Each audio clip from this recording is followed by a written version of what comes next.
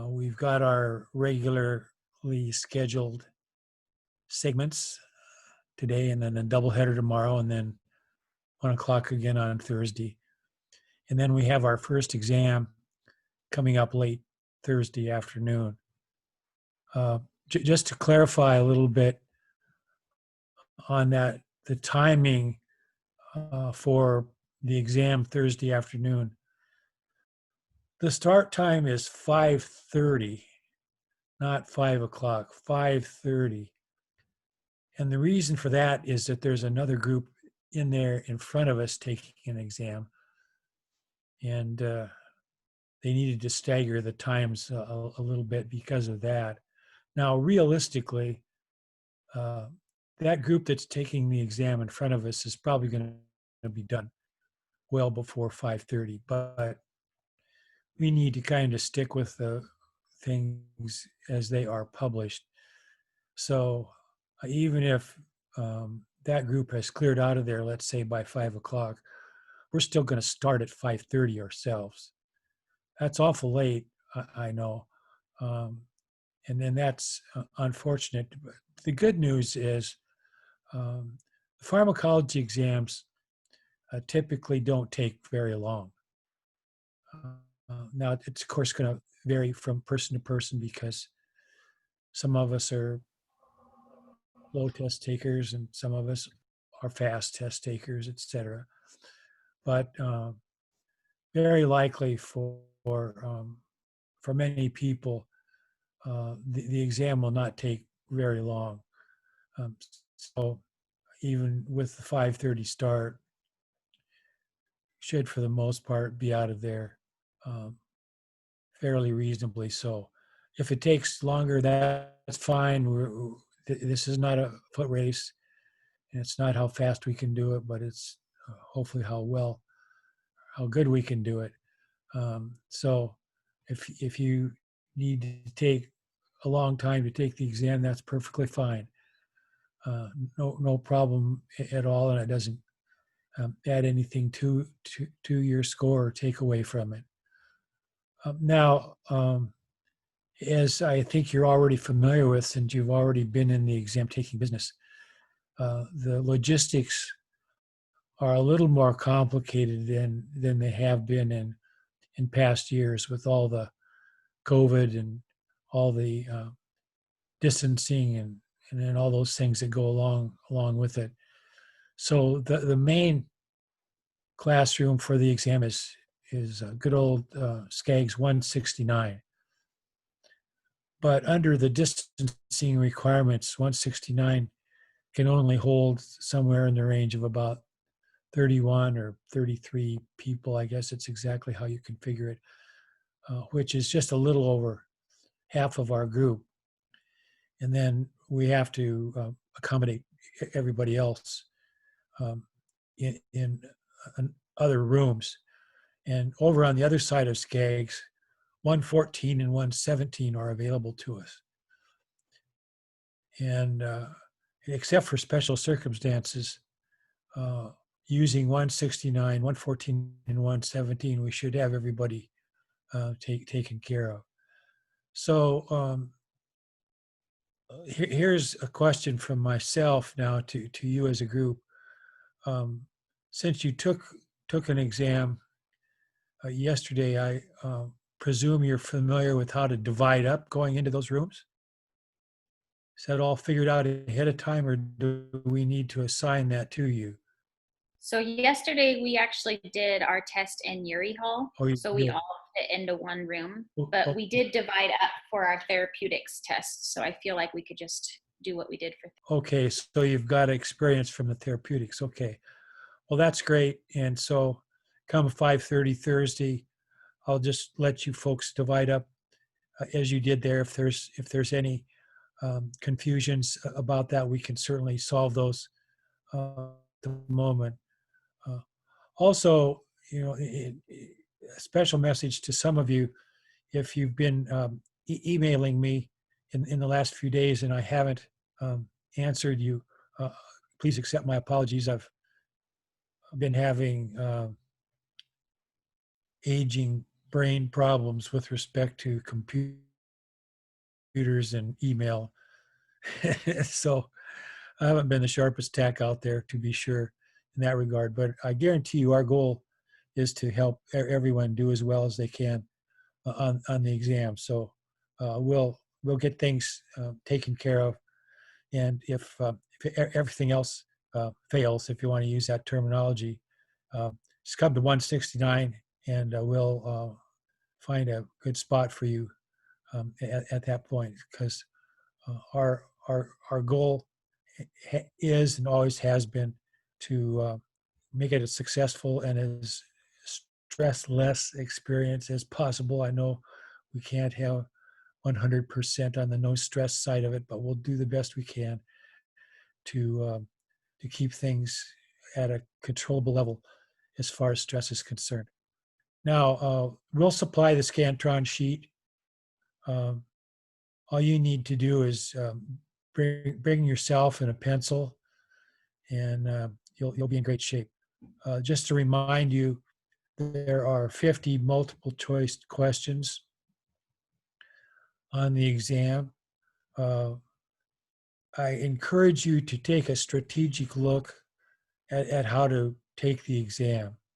And from that, I mean, take a look at any given question on the exam. In most cases, I've only put one answer that's even remotely correct on there. So look through the answers and look at, and some of the answers you'll go, that's ridiculous. That doesn't have anything to do with this question. And that's right. That's a wrong answer. The correct answer should stand out. Um, in those cases where it's not just a single one, but there's a couple of competing answers, there's still just one that's correct, but the other answer might possibly make some sense in the context of the question. It's not like um, asking about the politics of the upcoming presidential election or anything like that. Um, so if there's a couple of them on there, then um, weigh those against each other. But you'll even there you'll find one of them which just does not fit at all in terms of what's being asked. So typically people do very well on these exams, and that's not only this one, but upcoming exams also. And when we get done with the semester there, just in front of Thanksgiving, uh, we should be in darn good shape as far as everybody's scores are concerned. And in terms of assignment of a final grade, you should be in good shape. So take your time taking the exam. Obviously, there's no need to rush through it since we've got lots of time allotted. Make sure you answer all 50 questions. I know that sounds silly in me saying that, but it's really easy to start taking the exam and to get to question 4 and go, oh, I'm not sure of that one. I'm going to just go on. You go on, and then you forget to come back to question 4. So take your time, answer all 50 questions.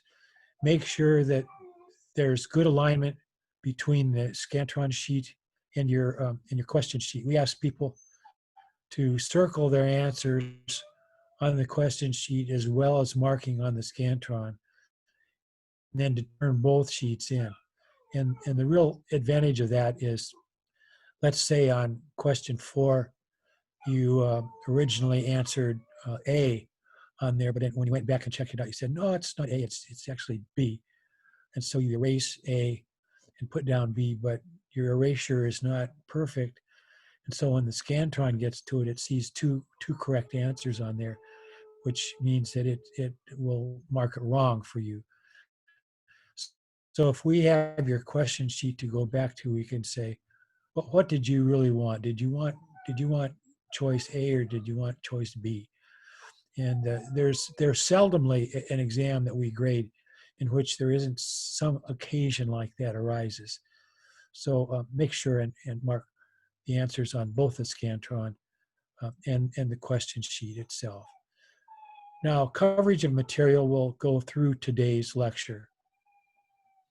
And as we stop here a little bit later on this hour, if I move on into the next material at all, I'll let you know exactly where that juncture is. Um, all that said, um, if stuff showed up uh, that sort of past today's lecture, which it won't, but if it did, you'd still be able to very likely get the answers correct, because hopefully, with the background that we've given so far, and in addition to the background on the autonomic nervous system, um, you should be able to answer questions down the line. And I can talk about that a little bit more as we go along today. But nevertheless, technically, there aren't going to be questions on there from material that's after today, and so that'll hopefully make things pretty clear for you. Um, I think I'll interrupt myself at this point and see if anybody has any questions. We're certainly more than willing to take a stab at any of those today. If questions arise through the rest of the week, I mean, we're lucky in that regard. We're together as a class uh, twice tomorrow and once again on Thursday before the exam crops up. So we'll have plenty of time for in-class questions the rest of the week. But if that doesn't work out for you and you'd like to, email me or some other way to get a question answered, please feel free to do so at any point. Okay, I think I heard somebody coming up there. Yeah, I was just wondering what portion of the exam is going to be from Liz's material. Yes, that'll all be on there. Liz's material will be on there. There's 10 questions. Oh, There's 50 questions overall, and 10 of those are from Liz, and 40 of them are from me. awesome. Thank you so much. You're welcome.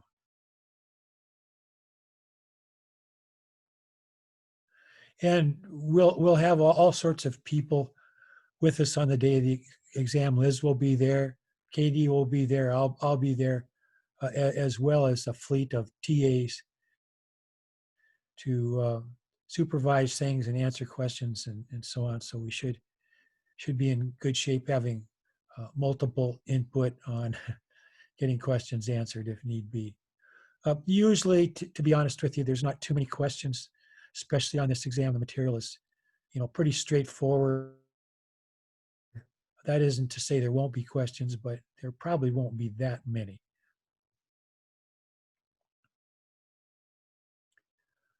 Other questions while we're at it?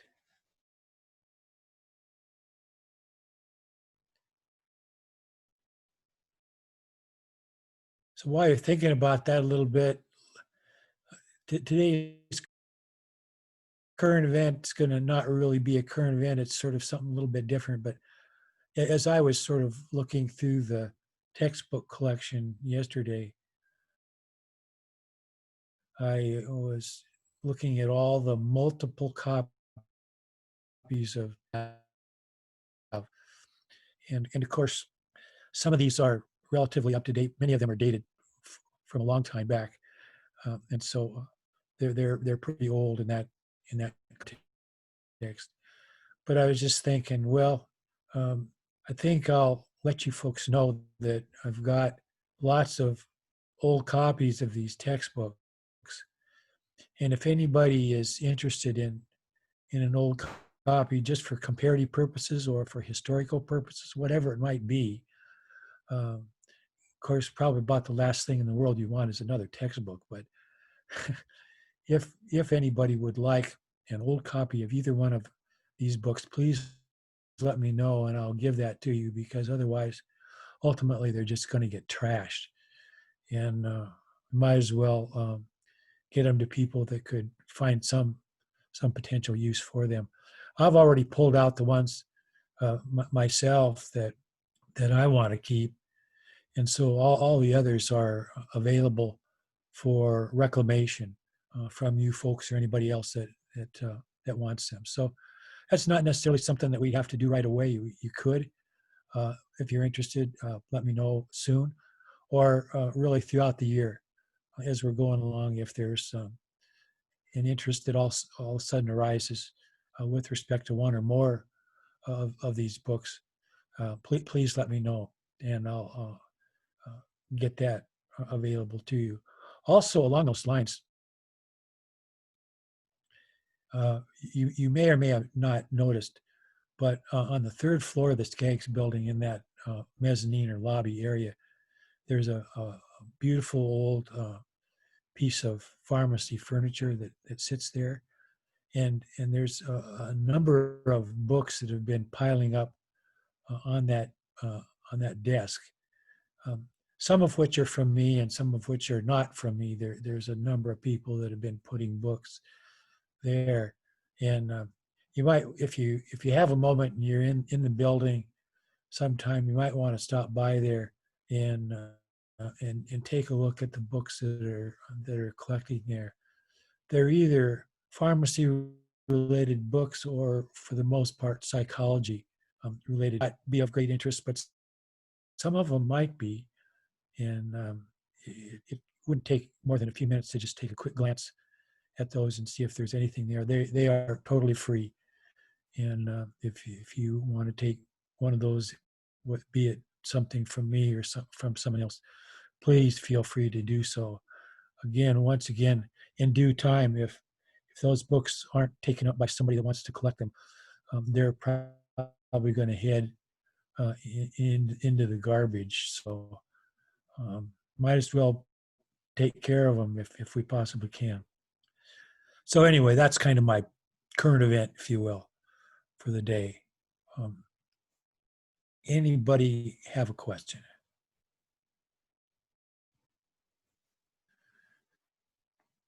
Okay. Well, we'll finish our introduction to autonomics up today.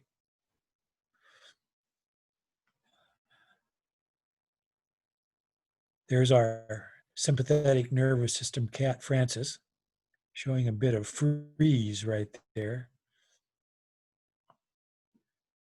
But keeping his electrolyte balance in good shape with some drinking.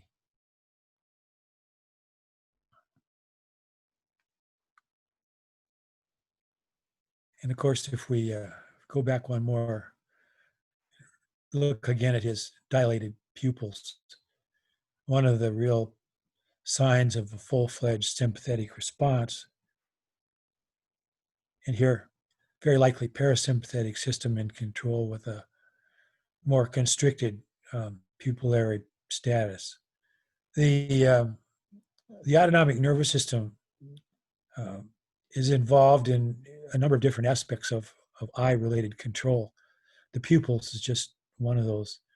Accommodation effects that are relevant as far as near or distant vision are also a part of autonomic regulation. And we won't talk about that much right now, but when we get farther into the autonomic pharmacology and start talking about ocular pharmacology, we can talk a little bit more about what some of the less obvious eye-related effects are to the outside observer. But for right now, let's just take the black cat as a sign of relaxation, hopefully, at the moment. And it makes me think of a little historical ditty that I heard about the other day for the cat fanciers out there. You may know that cats and humans have had long-standing relationships, as dogs and humans have. And there's been some ups and downs in those relationships. And apparently in Europe during the Middle Ages, cats kind of went out of favor. They had long been favorites because they're such predators that their ability to hunt mice and rats and other rodents is substantial, and all of us have seen them in action to this very day in that regard. So they were big favorites for a long time, especially in terms of cleaning out the ships and so on that had become infested with rats. But for some reason or another, during the Middle Ages, I think they were kind of viewed in a sort of a superstitious way, and particularly black cats. Black cats were especially unfavorable during the Middle Ages. They were thought to be bad luck, I think. But after a few hundred years of that, they kind of came back in favor. And of course, now cats and dogs also, of course, are huge favorites. And we, many of us are the wonderful recipients of their affections. So hopefully, if looking at these pictures can relax you a little bit, if cats don't relax you, find one of the other featured animals or plants or something like that. See if that can't help out a little bit during this very stressful time. With multiple exams and regular stuff and COVID and the terrible smoke out there in the sky and all those things, there's just a lot of stressful stuff out there. We want to do what we can to relieve that stress.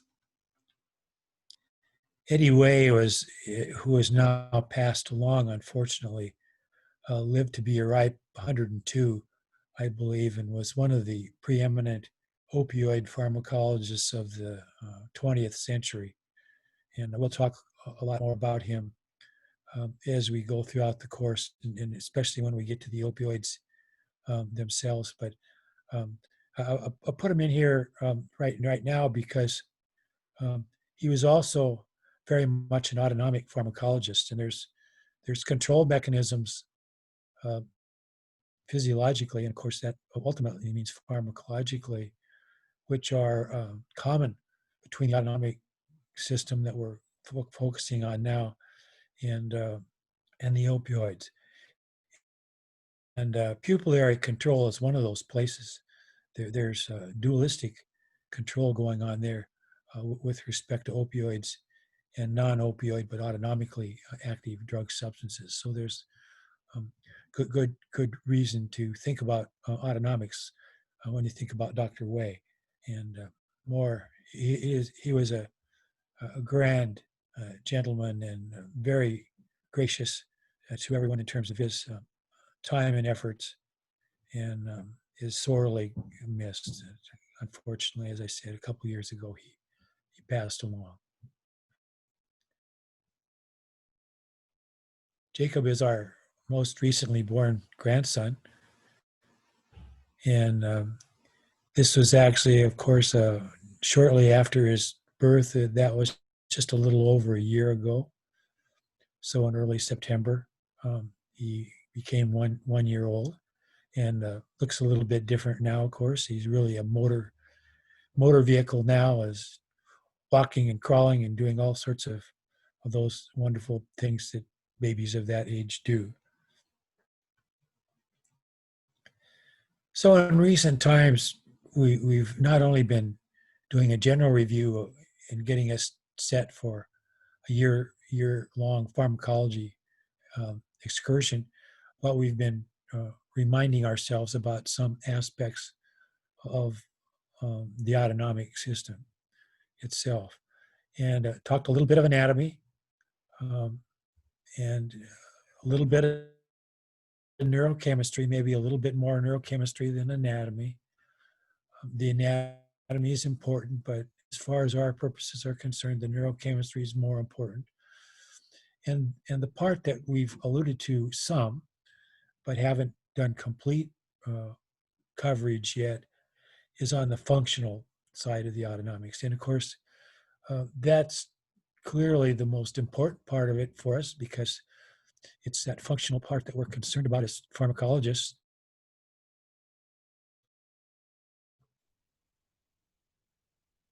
We want to know what functions are maintained under physiological, and which parts of it, when they go out of homeostatic balance, can be restored by appropriate drug intervention. So the functional side is extremely important for us. and and I'll move ahead to the autonomic square for just a moment. Um, but I bring it up right now because the autonomic square is all about functionality in the autonomic nervous system, and all about addressing that functionality with respect to drug substances in the context of pharmacology. So it's kind of a silly idea that I've come up with that has had some success for some people in terms of being able to readily remember various differential aspects of autonomic physiology and pharmacology. And for other people, it's just kind of a weird curiosity and something that you can set aside. There's nothing about it per se that I would ask on an exam. It's just that it could be a tool for you in getting an answer on an exam or in some more real world setting in which you were struggling a little bit with trying to remember what autonomic physiology and pharmacology are all about. So I'll come back and say a little bit more about that here shortly. But anyway, we'll spend a few minutes today talking about the functionality in the um, autonomic system. And if we go to our our book, either one of our books, but right now I've got Katzen in hand, and this I think is an older version, but in I think that the numbering of the tables and figures are the same. In this version of Katzen in chapter 6, which is entitled Introduction to Autonomic Pharmacology, um, that's where you would find the appropriate reading if you wanted to um, utilize that as a resource for your studying for the exam. And figure 1 is this kind of schematic that all textbooks do, where they show the brain and the spinal cord, they show the column of sympathetic ganglia, they show some end organs that are being innervated by the autonomic system, and you can easily see the two neuron aspect of the autonomic system there from central nervous system to ganglia and ganglia to end organ. Now the little figure in the Katzen book is pretty marginal. There's in the Goodman and Gilman textbook, there's a better version of it actually, and I think almost all textbooks have eventually sort of copied Goodman and Gilman to do their figure. So you might get a little bit better version of that by taking a look at Goodman and Gilman. Now, if you continue following your way through the textbook, there are other important things to refer to, and the most important one of those, and the most important thing overall in terms of a review of autonomics, is table 6.3, which is entitled Direct Effects of Autonomic Nerve Activity on Some Organ Systems. So, and then it goes on to say autonomic drug effects are similar but not identical. And so those are very critical points for us.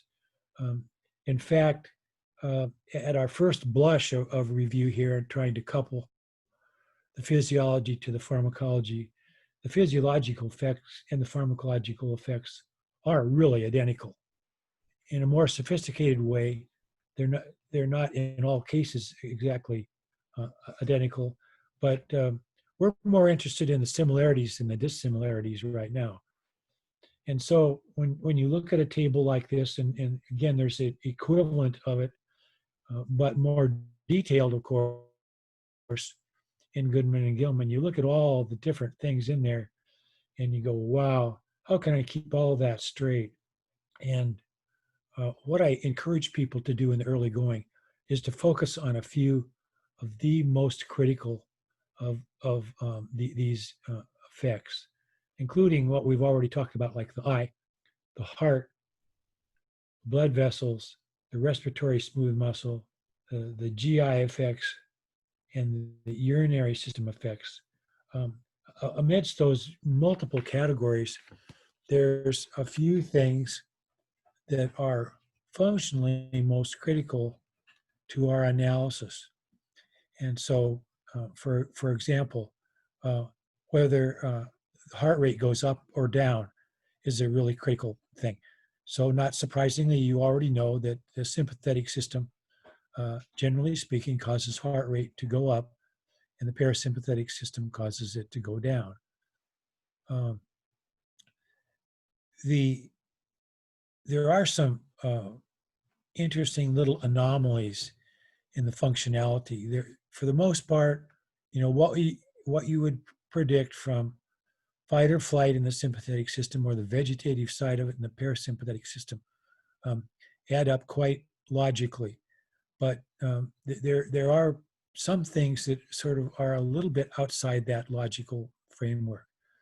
So, for example, in the vascular system itself, there's the sympathetic is a little more complicated than you might hope for, in that blood pressure can go up or down uh, with respect to sympathetic innervation because of the differentiation of norepinephrine or adrenergic receptors into alpha and beta components.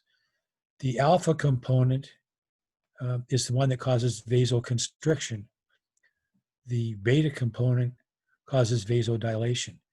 And so you put those two together. If you look at epinephrine as a prototypical substance, and it's typically what we use as the prototype, the sympathetic prototype, not because it's the neurotransmitter in the sympathetic system, norepinephrine is that, but epinephrine, the hormone from the adrenal medulla, is more balanced in its alpha-beta contributions than norepinephrine is. So you get full-fledged alpha and beta activity from epinephrine. You get full-fledged alpha activity from norepinephrine, but weaker beta activity from norepinephrine. So norepinephrine does both alpha and beta, but the alpha is stronger and the beta is weaker in norepinephrine.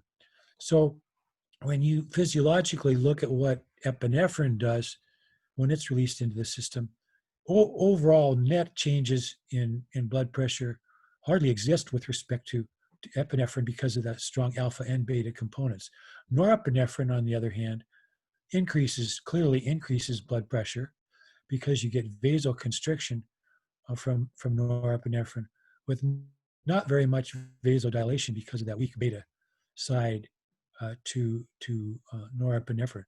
So that's a little bit of a complication that arises, particularly with respect to the vasculature.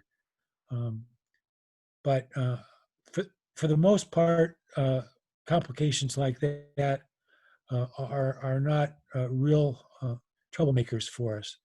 There's one other complication that I'll mention with respect to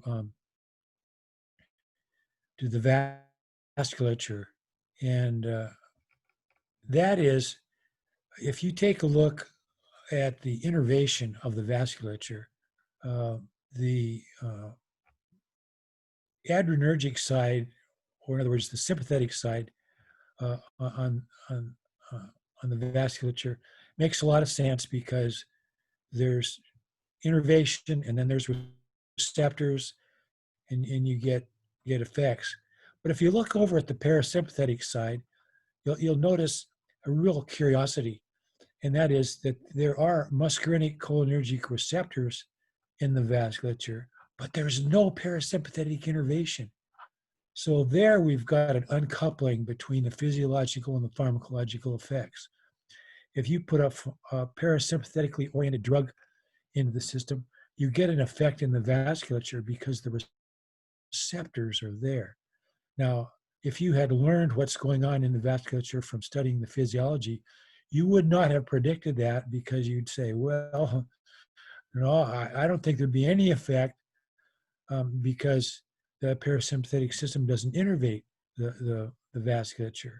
But since the second half of the equation, if you will, the receptors are there, you get a drug effect, whereas you don't get a physiological effect from parasympathetic dominance. So there are some little glitches like that, but for the most part, the effects you get in the parasympathetic system are countered by the opposite effects in the parasympathetic system, and so that's why I say if you basically understand the parasympathetic system, all you need to do is flip that upside down, and you've got the sympathetic system. Or more pertinent to our purposes, if you understand parasympathetic agonists, all you have to do is flip that upside down, and you've got the sympathetic effect. Or flip it upside down, and you've got the effect of the antagonist uh, as well as the agonist. And that's why we can do the autonomic square, and I'll address that here in just a moment. So in relearning the autonomic system physiologically and applying that to drug-related sorts of things, in the beginning, go for simplicity. Go for really obvious stuff like heart rate, gastrointestinal activity, which is increased by the parasympathetic system and decreased by the sympathetic system, or urinary tract activity, which parallels that of the GI tract, where the parasympathetic system increases activity and the sympathetic system decreases it. Now you might be saying, well, all this stuff about increases or decreases is confusing to me because in some cases the sympathetic system increases activity like it does with the heart. In other cases, the sympathetic system decreases activity, which it does like with the GI tract or the urinary tract. But that's where you need to go back to our buddy Francis and think about what's the basic nature of the sympathetic system. Well, it's fight, flight, fright, or freeze, and appropriate components that go along with that. And then, what's the opposite of that? Well, the opposite of that is the parasympathetic system, where we're trying to get nutrients into the system and store them. We're not, worried about fleeing or freezing at that particular point. So if you understand sort of what the basic conceptual biology is of the systems, and then apply that to specific organ systems, it all falls right into place. So there we're getting into drugs. Let's end our time here with our trick autonomic square. So if you have a pencil and paper available to you, go ahead and draw yourself out a nice big square. And at the upper left-hand corner of that square, write in or put some abbreviation that says parasympathetic agonist. And when you've done that, but still on the left side, but on the bottom of the left side of the square, put parasympathetic antagonist. Now go to the right side of the square, and on the upper corner, put sympathetic agonist. And then trace down on the right side now, but to the lower corner, and put sympathetic antagonist. So when you've done that, you're ready to now navigate the square. And to do that, go to the upper left corner again where you've written parasympathetic agonist. And so a parasympathetic agonist, such as acetylcholine, the neurotransmitter on the parasympathetic side of end organs, would give you a physiological effect of increasing gastrointestinal activity.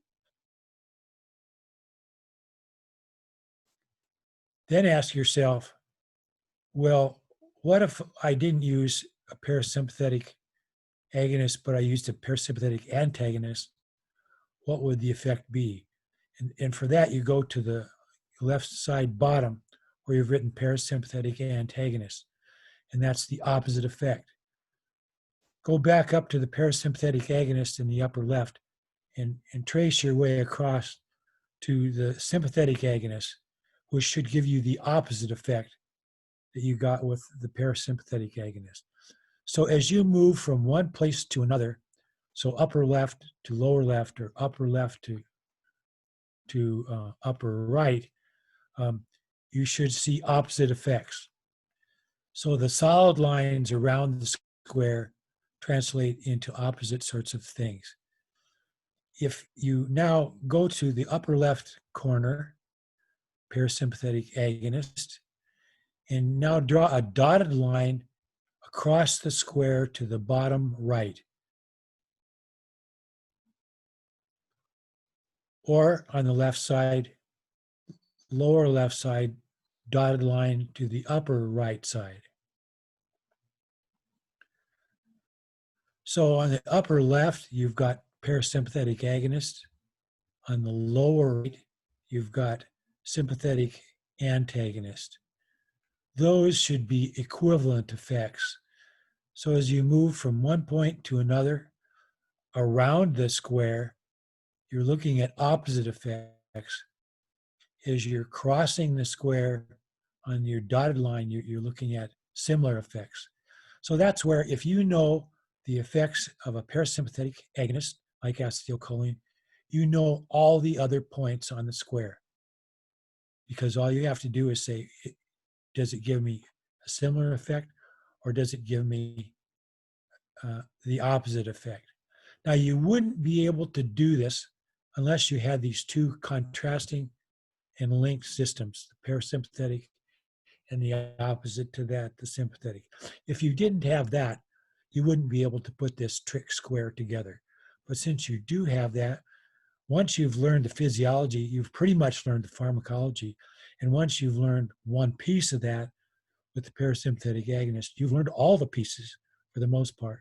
Now, one little additional complication in that regard is, and it goes back to what we were talking about a few minutes ago, alpha and beta effects on the sympathetic adrenergic side. The sympathetic system is really like two different systems. It's the alpha system and the beta system, whereas we don't have that complication over on the parasympathetic side. On the parasympathetic side, we just have muscarinic at the end organs. On the sympathetic side, we've got we've got the alpha and we've got the beta, and so that's a little bit more complicated. But even there, that complication typically doesn't throw us for much of a loop. And for the most part, if you know the parasympathetic agonist side of the story, you know the rest of the story. So think about that a little bit. And if you have questions about that, you can bring those out tomorrow or the next day. If you have confusions, bring those out. That'll help everybody out if we get those questions answered.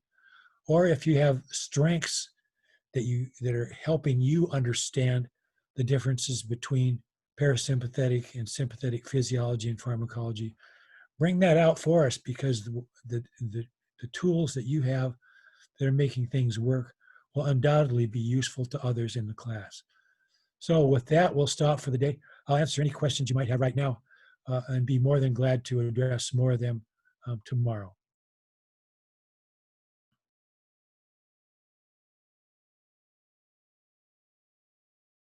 All right, everybody, thank you very much for your attention, and stay as relaxed as you can. And we'll see you tomorrow morning for the beginnings of our double header at 11 a.m. Thank you. You're welcome. Thank you. you. You're most welcome, and thanks all of you for your attention. Hey Keith, Keith? do you have a second? Sure enough. Okay, I'm gonna wait for the rest of the participants to exit before I ask. I have a question really quick. Sure. Has Liz always written her questions in the past, or is that like a new section added this year, or She has always written her questions in the past, but she hasn't been in the course every year. Oh, okay. So there have been some years in which there probably weren't any questions like those. In other years, which there were. Okay, so if we have questions about her section, just go directly to her. I think it's the best bet because you'll get the most tight alignment between what's going on this year and what your questions might be. Okay, awesome. Thank you, Keith. You're welcome.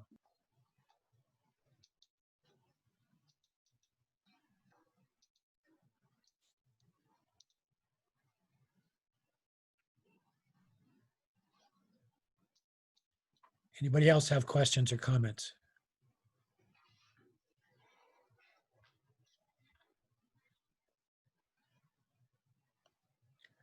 All right, everybody, stay healthy and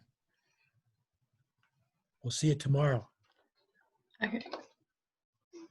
Are you gonna hang out for just a sec, Keith? I'll hang out. Thank you.